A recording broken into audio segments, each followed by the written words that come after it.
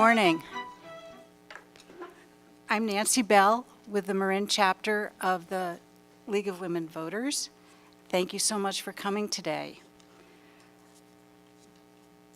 Joining me today are my colleagues Annie Laser, Scott McCune, and Kevin Haggerty.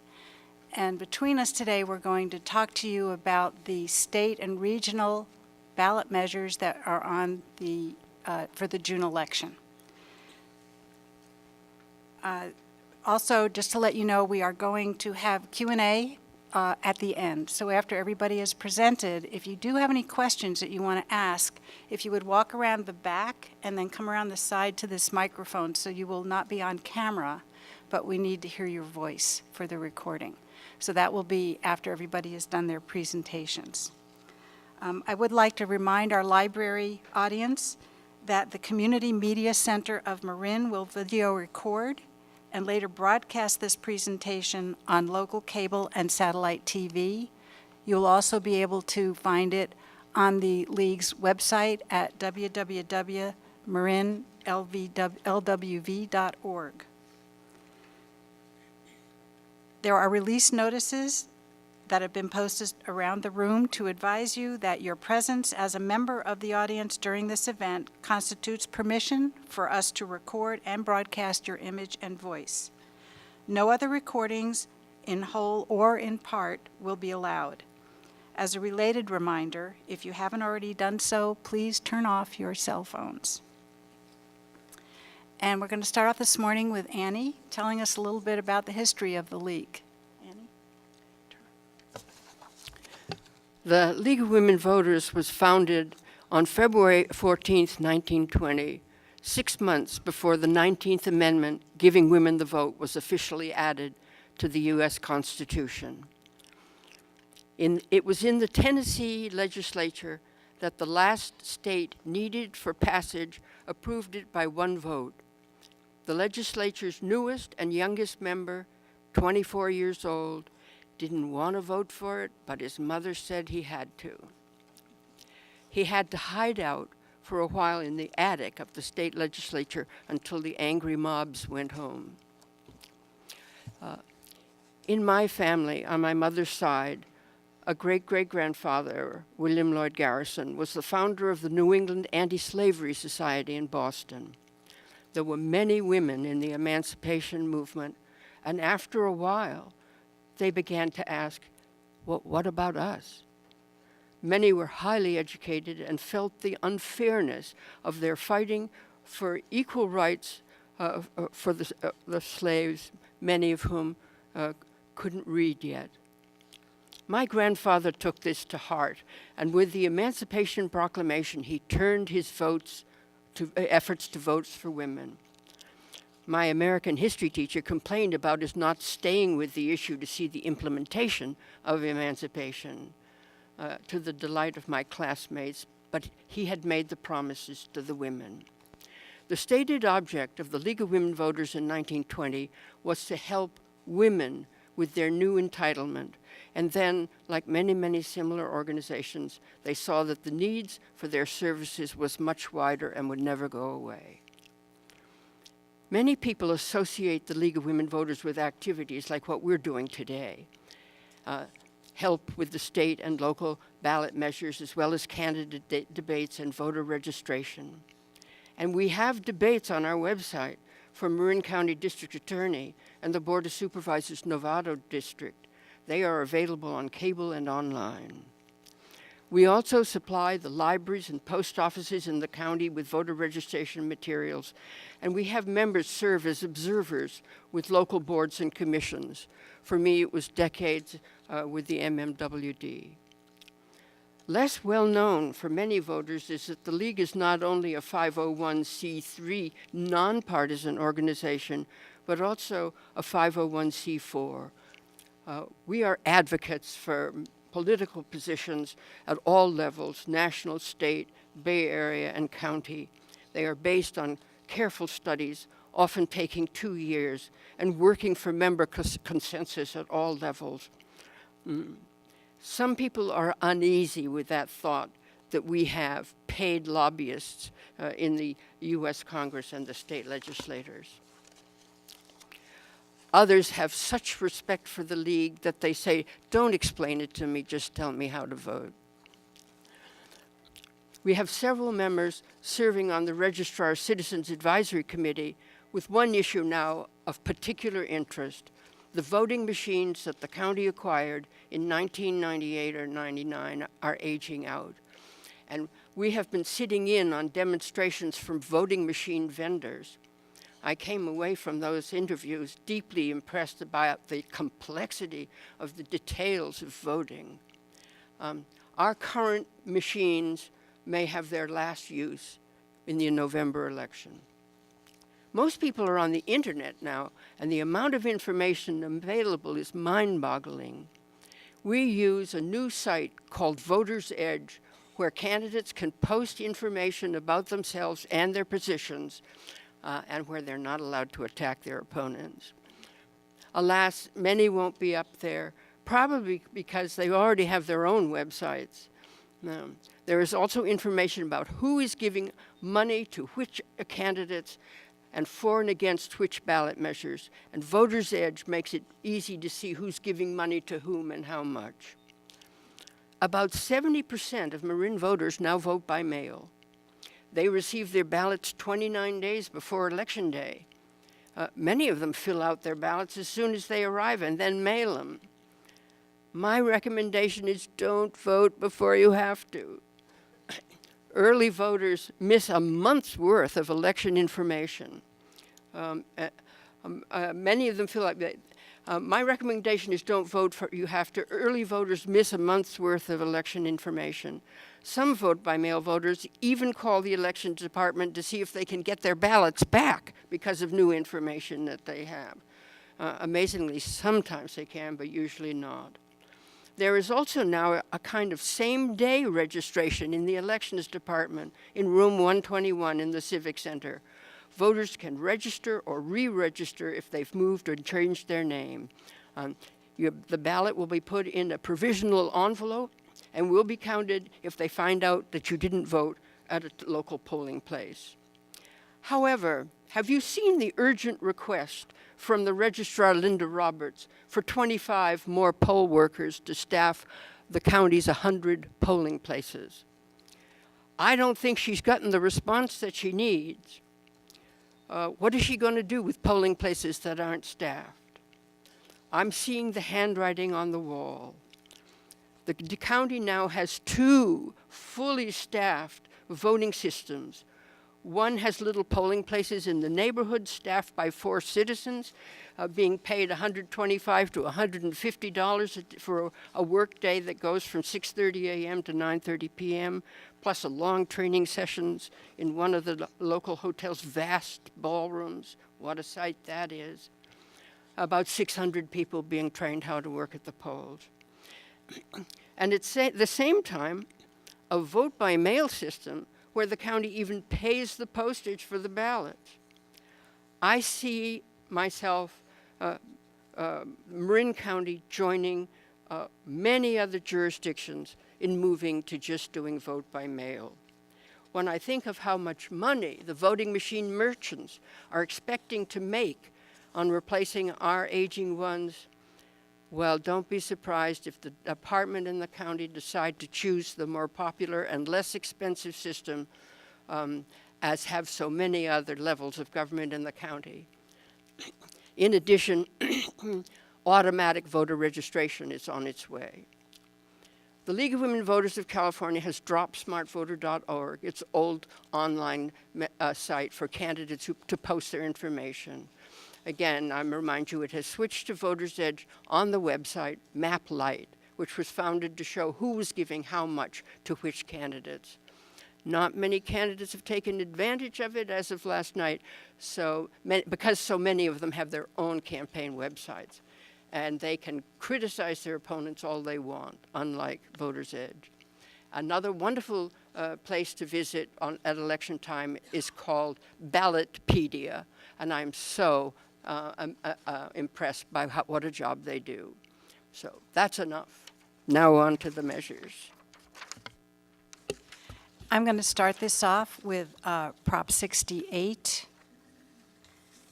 Prop 68 comes from the California legislature, authorizing bonds for funding parks, natural resource protection, climate adaptation, water quality and supply, and flood protection. So a little bit of background. California funds and operates a variety of programs to protect the environment, conserve natural resources, provide flood protection, improve water quality, and provide recreational opportunities. It also provides grants and loans to local governments and nonprofits for these purposes. The programs are supported by a combination of fees, money from the general fund, and general obligation bonds. General obligation bonds are sold to investors and then over time repays investors with interest using money from the general fund. The California Constitution requires that issuance of general obligation bonds of $300,000 or more be approved by the voters. So Prop 68 is a general obligation bond that will exceed $300,000. Since 2000, voters have authorized about $27 billion in general obligation bonds for natural resource-related projects. In the last few years, the state has spent about $5 billion a year on such projects. So as of June 2017, only about $9 billion of that money is left to spend. If approved by the voters, Proposition 68 would allow the sale of new general obligation bonds to fund a wide range of state and local natural resource and outdoor recreation projects. The act would take effect immediately as an emergency statute. The act specifically favors disadvantaged communities for some projects, citing the need for greater attention to environmental and social equity. And just as to how they define disadvantaged communities, these are communities that have a median household income of less than 80% of the statewide average. Severely disadvantaged means having a median household income of less than 60% of statewide average. So again, here we are talking about disadvantaged communities. What the bond is proposing includes authorizing the state to sell $4 billion in general obligation bonds for projects related to natural resources and outdoor access. It also redirects $100 million of previously authorized unsold bonds for these same purposes. It appropriates money from the general fund to pay off the bonds. As to the allocation of that $4 billion, they are looking at approximately $1.3 to $1.5 billion each towards natural resource conservation and resiliency, towards parks and recreation, and towards water projects. So that's three main categories: conservation and resiliency, parks, and water, each getting $1.3 to $1.5 billion. It also directs much of the money to local government projects through competitive grants with some requirements for local cost sharing. It requires at least 15% of the funds for each of these three types of projects, again, conservation and resiliency, parks, and water, to go to very disadvantaged communities, which would also be exempted from most of the cost sharing requirements. It also requires annual financial audits and regular public reporting of how the bond funds have been spent.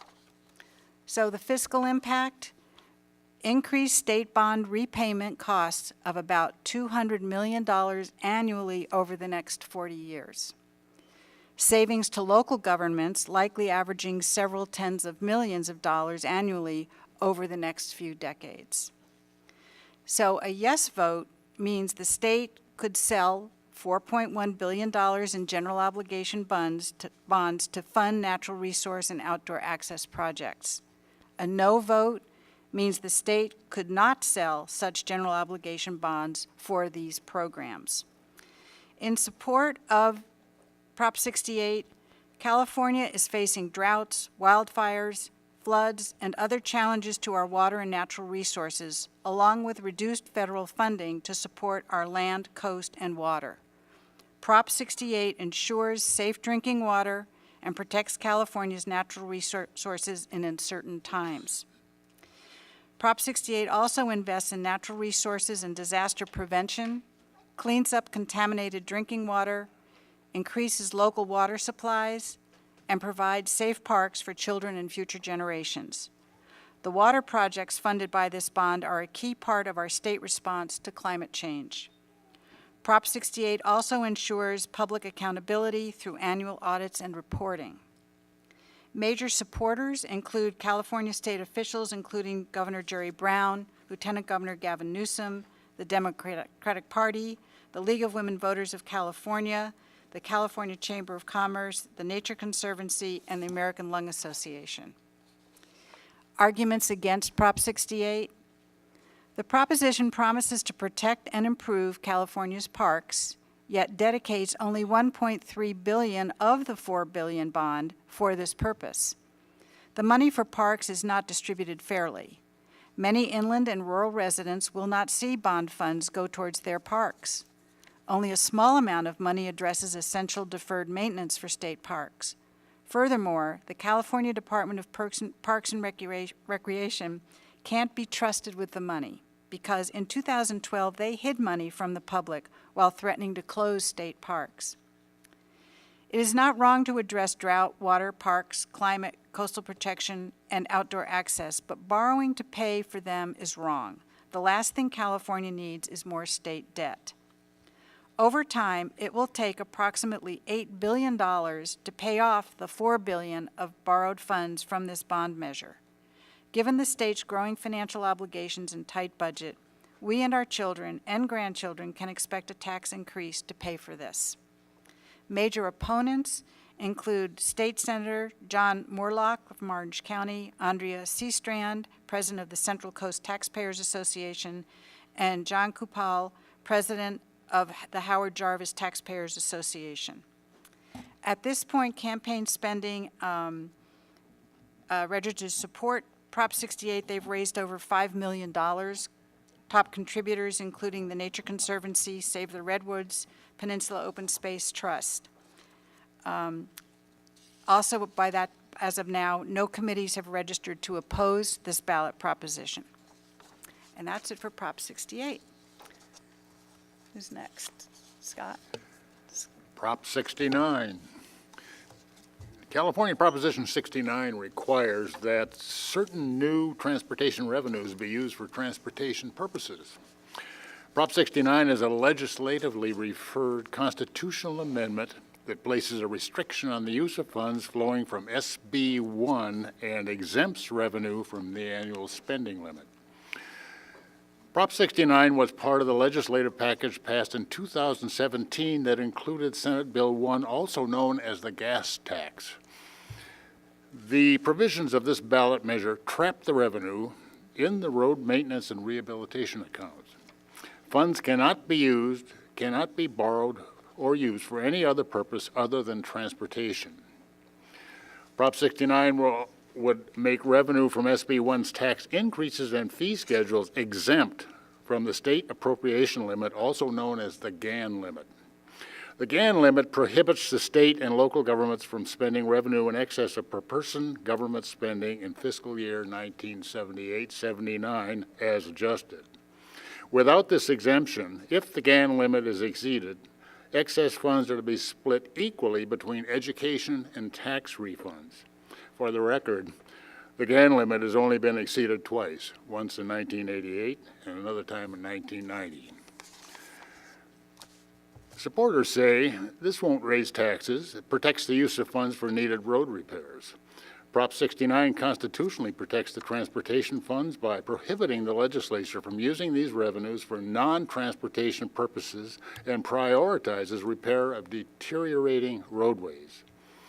We need Proposition 69 to protect revenues, to fix the poor condition of our roads, which pose a major safety threat to California drivers, and to provide smoother, less congested roads and highways. The opponents say Sacramento has had plenty of money to fix crumbling roads, through transportation-related fees and taxes, but the state has repeatedly spent money on everything but transportation. Proponents say Prop 69 will safeguard dollars to fix the poor condition of our roads, but a portion of the money is for transit, including high-speed rail and bike lanes, not roads.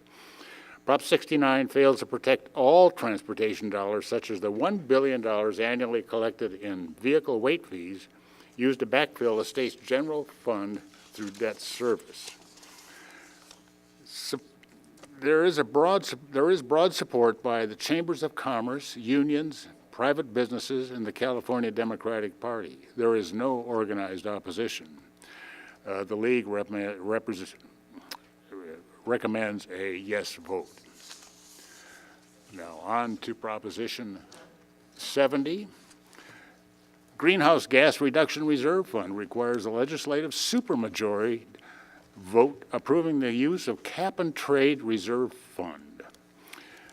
Prop 70 is a legislatively referred constitutional amendment that, if passed, places a hold on disbursements of cap-and-trade auction receipts and suspends the current sales tax exemption on certain types of equipment, all in 2024.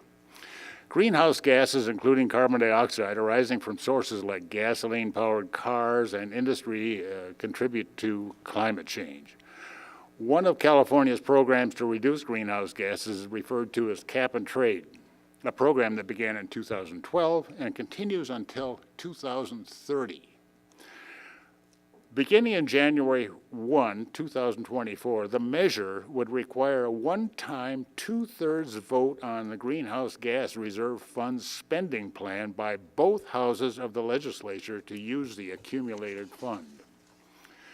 The pause on disbursements that are estimated to be $3 billion in 2017-18 will allow time to evaluate the efficacy of programs that are currently being continuously funded in the normal annual budgeting process.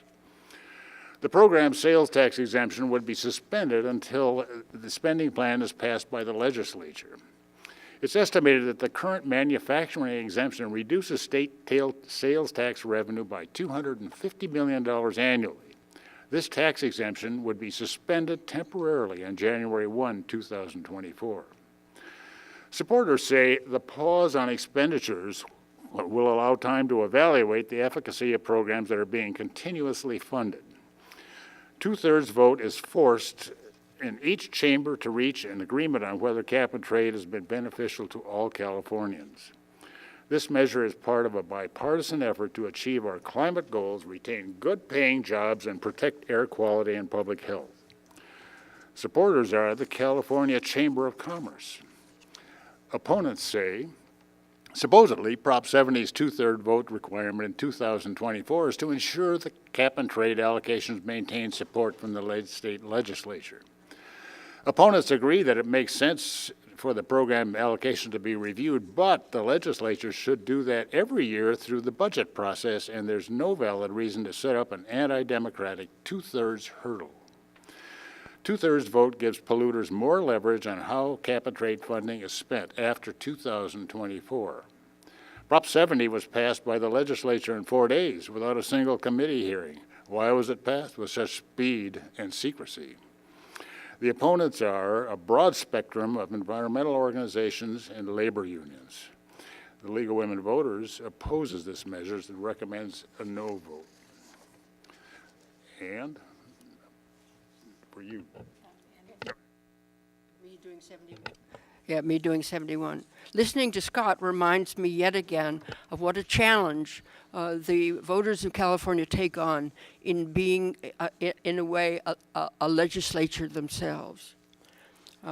Prop 71 asks the question whether ballot measures that are approved by a majority of the voters should take effect 5 days after the Secretary of State certifies the results of the election.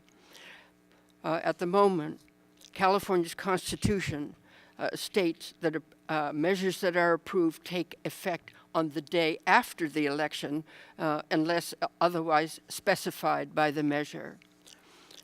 Election officials in each county must count every legally cast ballot, including vote-by-mail ballots that are received soon after Election Day or even on Election Day, or even now 3 days after Election Day when vote-by-mail ballots arrive at the Civic Center. The current vote counting process lasts for several weeks after Election Day. The amount of time required to validate signatures on a vote-by-mail ballot and to confirm a voter's eligibility when casting a provisional ballot can take a minimum of 2 to 5 minutes and sometimes up to half an hour to research databases to determine if a voter's address has changed or that the voter hadn't cast a ballot somewhere else and thus voting twice. Each county then forwards the results to the Secretary of State, who certifies a formal, quote, statement of the vote, and that can be no later than 38 days after the election. So Prop 71 would amend the state constitution so that the effective date for state initiatives and referenda passed by a majority of voters shall be on the 5th day after the Secretary of State files the, quote, statement of the vote, or no later than 43 days after the election. If a referendum petition is filed against a part of a statute, the remainder of the statute shall not be delayed from going into effect. A measure may provide that it becomes law after its effective date. The fiscal effect, little or no fiscal effect is likely with Prop 71 because it is rare for state ballot measures to create substantial changes in revenues or spending in 43 days after the election. Supporters say that ballot measures should not go into effect until all the votes have been counted. Prop 71 is an update of our election laws that also allows authors to specify the date that a measure becomes effective. And the voting process has changed by voting by mail increasing significantly. The supporters include the California Chamber of Commerce, the Mercury News, the Press Democrat, the Sacramento Bee, the Los Angeles Times, the San Francisco Chronicle, and the League of Women Voters of California, the Democratic Party, and the Green Party. Opponents say Prop 71 is not necessary. The laws exist, works well. There may be times when it's good for laws to go into effect immediately after Election Day. There's only one known opponent. His name is Gary Wesley, and he has assigned himself the role of being an official opponent for ballot measures when nobody else has opposed them. He's well known in public policy circles. I'm going to wrap up the state propositions with Prop 72. Prop 72 permits legislature to exclude newly constructed rain capture systems from property tax reassessment requirement. So this is a legislative constitutional amendment. So a little background. The amount of water available to consumers through our public water systems varies from year to year as a result of variations in rain, snowfall, and water needs. State and local agencies have encouraged consumers to conserve water and to consider alternate sources of water for irrigation and other non-personal uses. A rainwater capture system that collects and stores rain flowing off a surface, such as a roof, can serve as an additional source of water for landscape irrigation and similar purposes. However, when a property owner installs a rainwater capture system, it is considered new construction, adding to property value, which means the property value is reassessed at a higher value, increasing the owner's property taxes.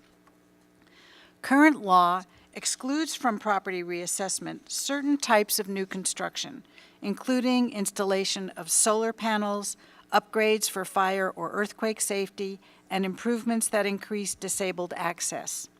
This proposal adds rainwater capture systems to the list of excluded new constructions.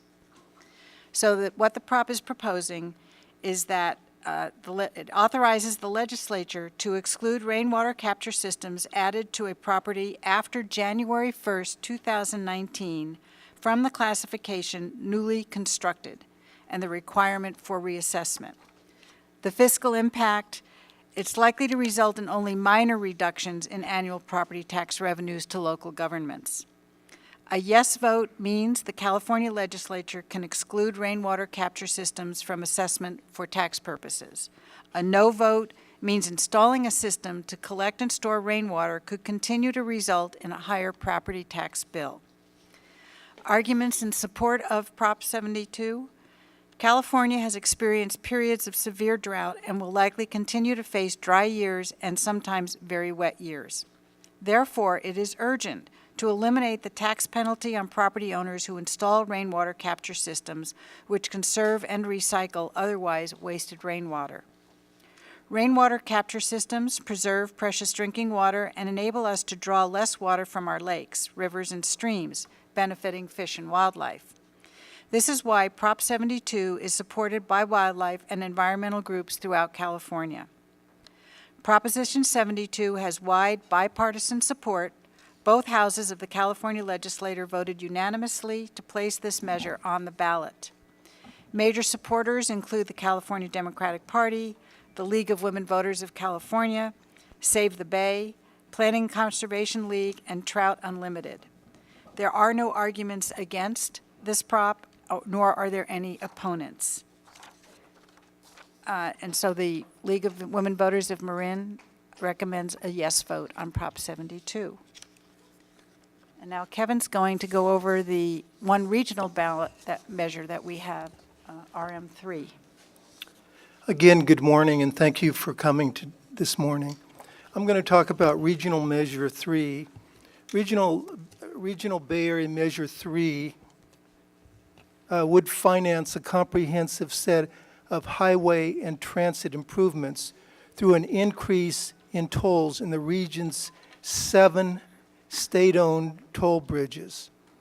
Earlier regional measures were passed in 1988 and 2004. I want to point out that the toll increase does not affect the toll on the Golden Gate Bridge, which is run as a separate entity.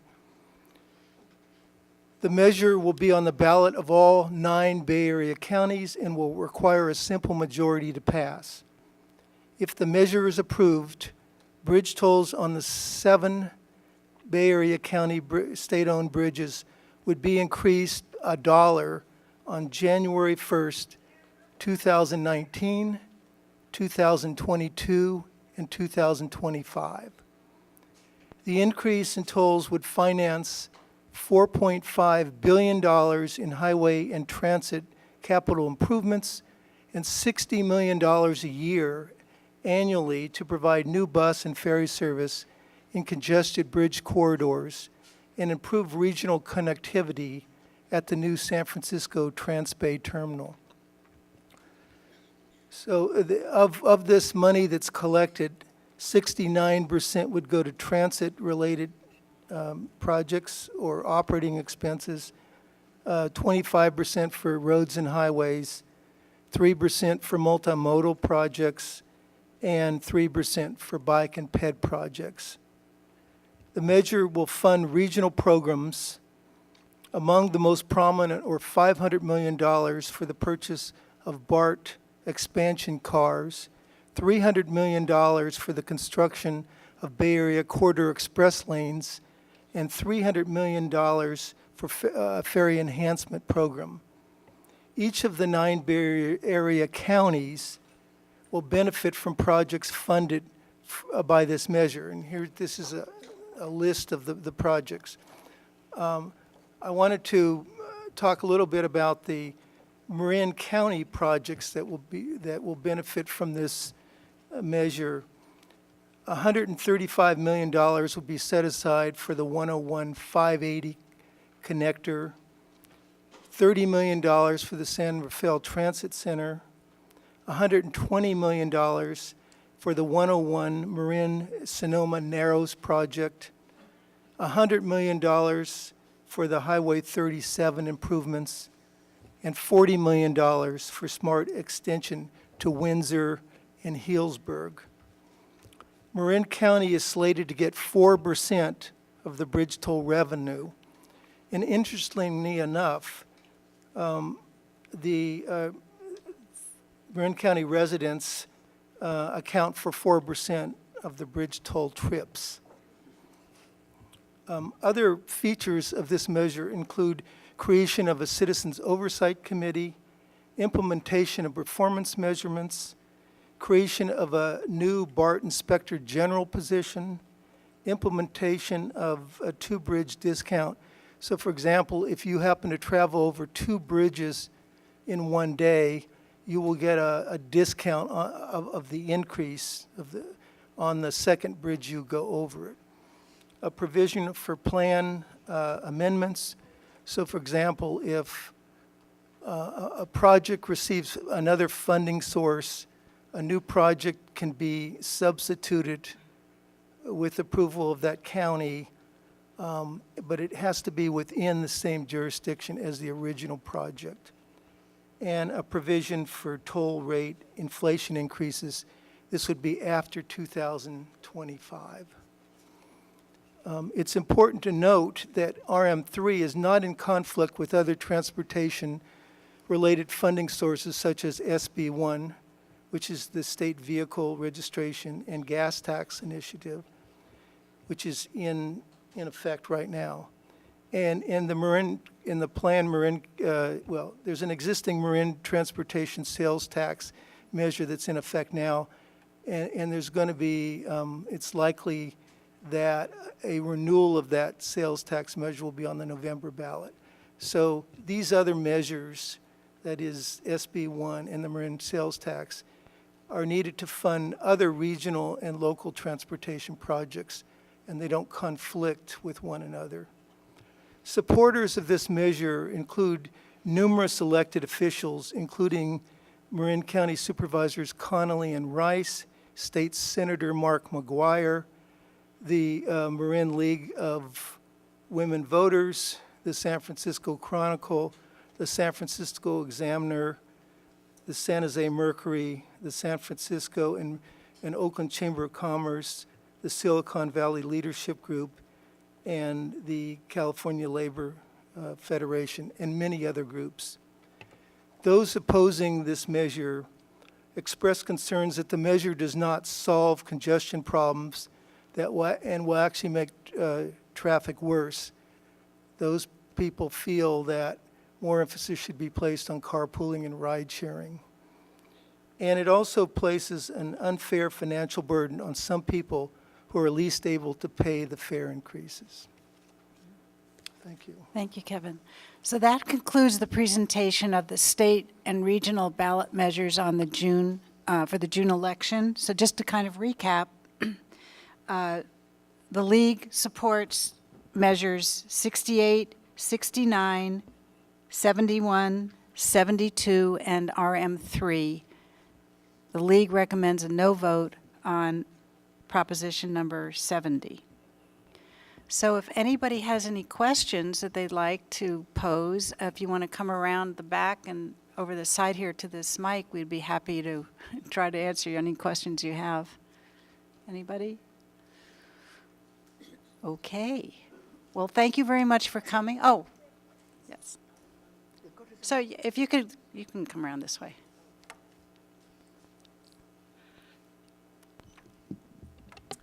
Hi, I have a question. Is this on? Is it on? I have a question about the one having to do with transportation. My understanding is that oftentimes these transportation funds in, I wish I would find where I put my notes. Oh, here they are. Proposition 69. So can you repeat, is this about roads only or transit in general? It's roads prioritized and transit included.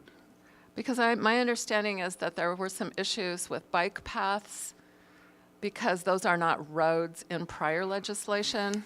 Therefore, the reduction of traffic that would be afforded by bike paths couldn't be funded by some prior legislation as a result of it being specifically roads. So where does it say what other kind of transit is included, or is it left open? It's left open. Okay. And then on Proposition 68, so the issuing of bonds over various priorities.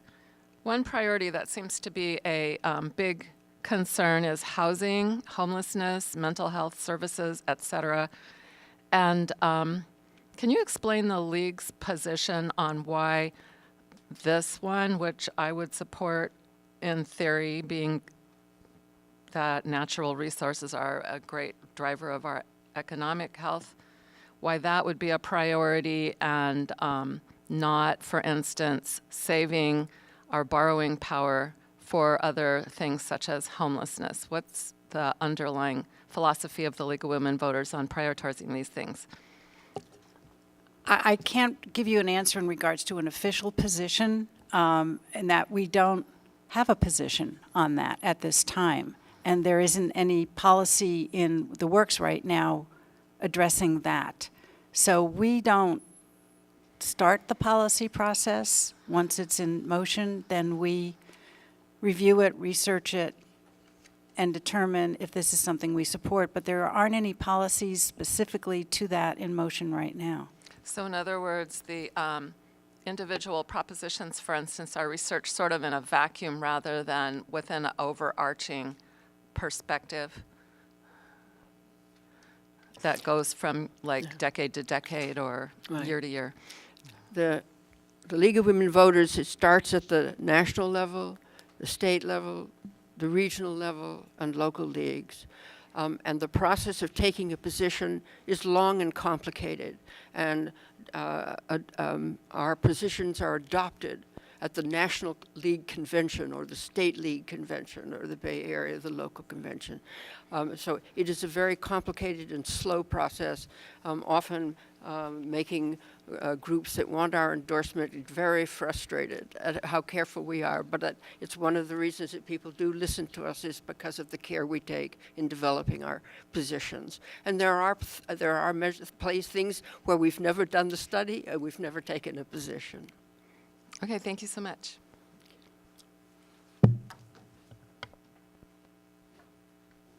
Anybody else? No more questions?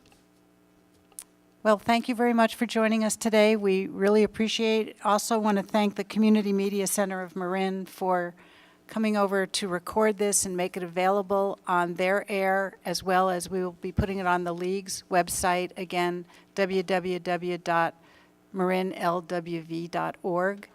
And as soon as we have the air times, we'll also list those on our website. So thank you so much.